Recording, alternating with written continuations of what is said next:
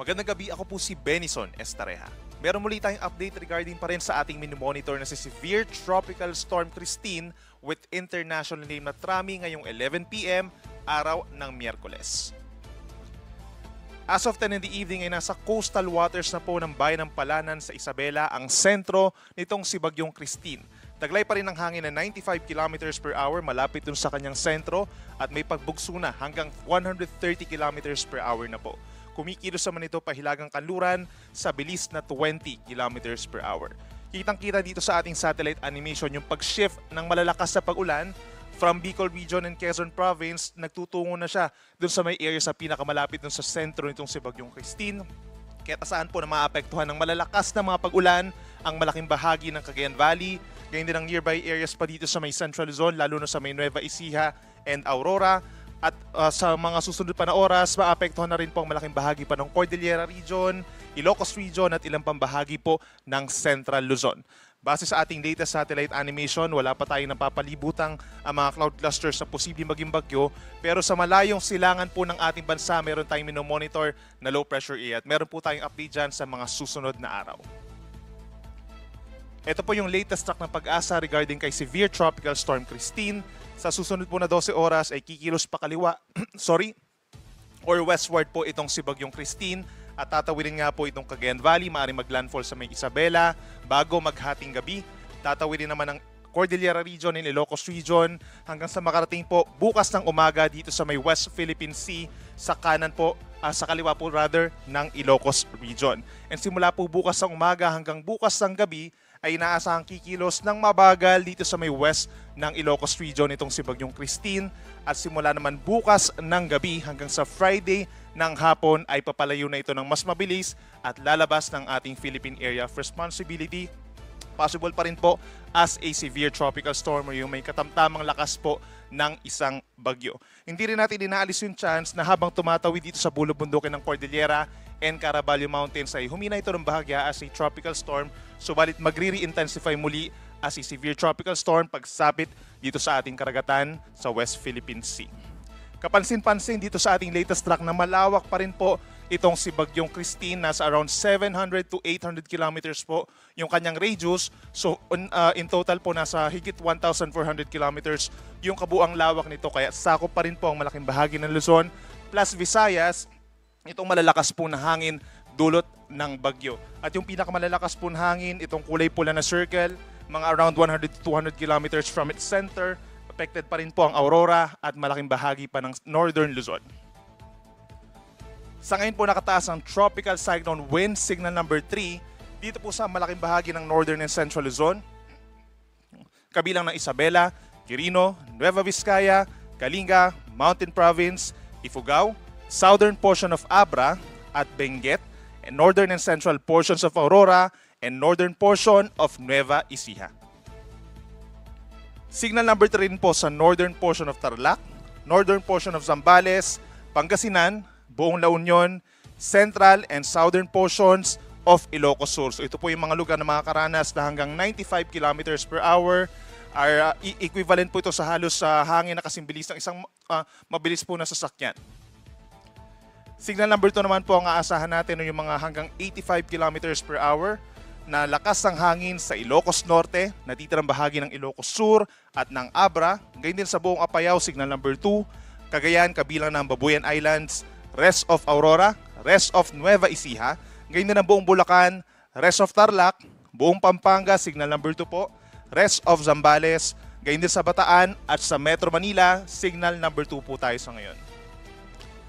Meron din tayong signal number 2 sa Cavite, Laguna, Rizal, Batangas, northern and central portions of Quezon, kabilang na ang Polillo Islands, at signal number 2 rin po sa northwestern portion of Camarines Norte. Kapag meron tayong signal numbers 2 and number 3, meron tayong hangin na posibleng makasira po ng mga pananim at yung mga may hirang istruktura, lalo na po yung yari po sa kahoy.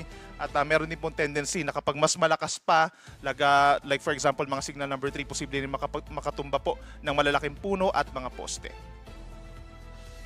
Meron naman tayong tropical cyclone wind signal number 1 sa paligid na lugar pa dito sa may southern Luzon and Visayas.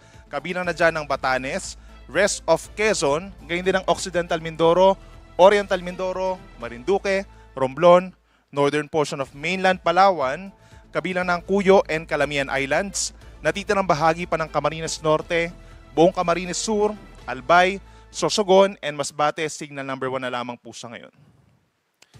Signal number 1 din po sa Aklan, gayon din sa Capiz, Antique, Iloilo, Guimaras, hilagang bahagi ng Negros Occidental, Hilaga, and the central portions of Cebu, kabilang ng Bantayan and Camotes Islands. At signal number 1 din po dito sa may Northern Samar, Biliran, northern and eastern portions of Eastern Samar, at sa northern and central portions of Leyte, umaabot nga po dito sa may part ng Visayas dahil malawak yung sakop nitong si Bagyong Christine. At tinanggal na po natin yung mga wind signal number 1 dito pa sa timog na bahagi po ng Visayas at sa bahagi ng Caraga Region.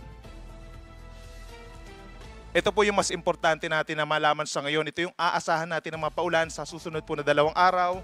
Meron tayong intense to torrential na mga pag-ulan or higit 200 millimeters po sa loob ng 24 oras. That's bukas, October 24 sa may Cagayan, Isabela, Apayao, Aurora, and Quezon. So nagsishift na po yung matitinding ulan, yung malalakas sa mga pag-ulan natin sa may eastern side po of Luzon. Ito yung mismong pinakamalapit na sa ngayon itong si Bagyong Christine.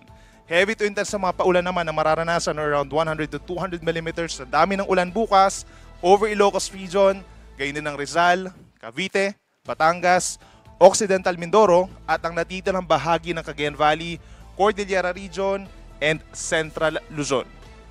Pagsapit naman po dito sa may Metro Manila, makakaasa pa rin po tayo bukas sa mga pag-ulan. That's around 50 to 100 millimeters or moderate to heavy na mga pag-ulan. Gayon din sa Oriental Mindoro, Marinduque, Romblon, Calamian Islands, Bicol Region, Negros Occidental, Western Visayas, at natitira pang bahagi ng Calabarzon. Pagsapit naman ng Friday, October 25, ito po yung time kung saan nasa West Philippine Sea na itong si Bagyong Christine. Makakaranas pa rin po ng intense to torrential na mga pag-ulan o lubhang malalakas na mga pag-ulan ang Pangasinan, Zambales, and La Union. Ito yung mga lugar po kung saan pinakamalapit yung sentro ng bagyo. At meron naman tayong heavy to intense pa rin na ulan sa Cordillera Region, ganyan sa Bataan at ilang pang bahagi ng Ilocos Region.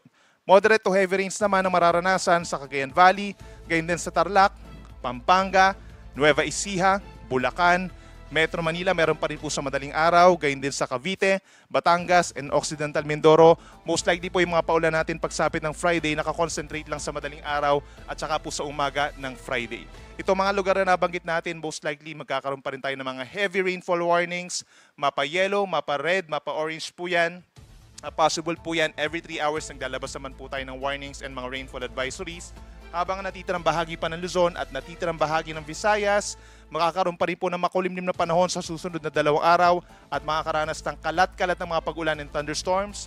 Itong malaking bahagi ng Luzon and Visayas, nandyan pa rin po yung banta ng baha at landslides.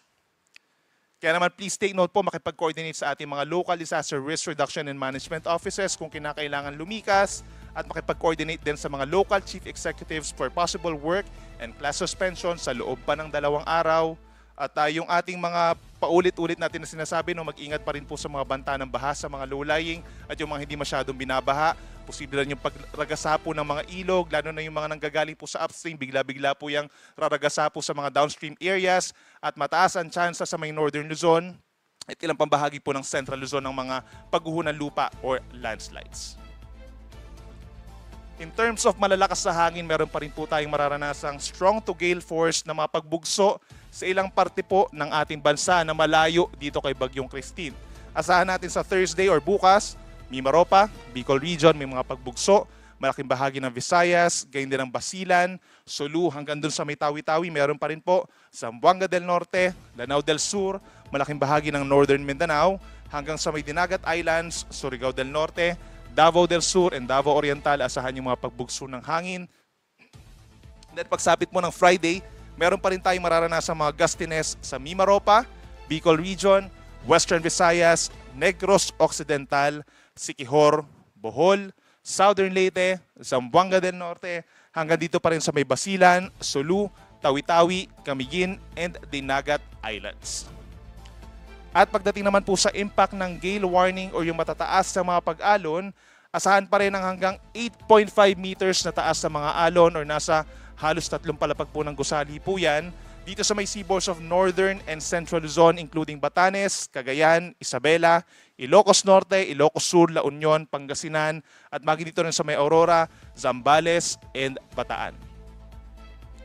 Meron din po tayong hanggang 6 na metro sa loob na 24 oras sa seaboards of Southern Luzon, kabilang na dyan ang baybayin ng Quezon including Polillo Islands, Camarines Provinces, Catanduanes, Metro Manila, ganyan din sa Bulacan, Cavite, Batangas, Occidental Mindoro kabilang ang Lubang Islands at sa Calamian Islands. At meron din po tayong gale warning na hanggang 4.5 meters or equivalent sa 1.5 palapag ng gusaling taas ng alon sa ilang pambaybayin po sa Southern Luzon and Visayas, particularly sa Albay, Sorsogon, Oriental Mindoro, Marinduque, Romblon, Masbate, ganyan din ang Samar, Eastern Samar, Northern Samar, Biliran, Leyte, Negros Provinces, hanggang dito sa may Guimaras, Iloilo, Capiz, Aklan, Antique, Bohol, and Cebu. At hindi rin po natin inaalis yung chance and possibility of storm surge or daluyong ng bagyo dito po sa mga posibleng daanan natin sa may Cagayan Valley at ilang pambahagi po ng Ilocos Region pagdating po bukas, naglalaro ng 1 to 2 meters yung possible na taas ng storm surge. At yan muna latest mula dito sa Weather Forecasting Center po ng Pag-asa. Every 3 hours meron po tayong update and ang susunod natin na live update naman ay mamayang alas 5 ng umaga. Ako muli si Benison Estareja. Mag-ingat po tayo.